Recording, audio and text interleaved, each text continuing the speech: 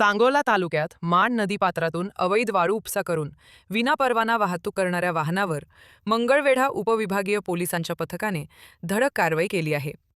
या कारवाईत सुमारे 5,82,000 रुपयांचा मुद्देमाल जप्त करण्यात आला असून वाहन चालक, मालक आणि अन्य दोघांविरुद्ध गुन्हा दाखल करण्यात आला आहे. पोलिसांनी दिलेल्या माहितीनुसार उपविभागीय पोलीस अधिकारी डॉक्टर बसवराज शिवपूजे यांच्या मार्गदर्शनाखाली अवैध धंद्यांविरोधातील मोहिमेदरम्यान गुप्त माहिती मिळाली होती.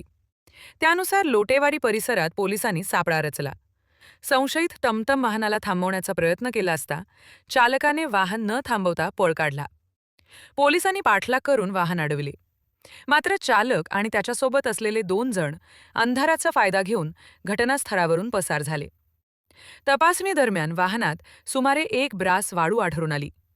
जप्त मुद्देमालात अशोक लेलँड कंपनीचे टमटम वाहन, वाळू आणि एक मोबाईल असा एकूण 5,82,000 रुपयांचा मुद्देमाल आहे. या प्रकरणाचा पुढील तपास पोलीस करीत आहेत.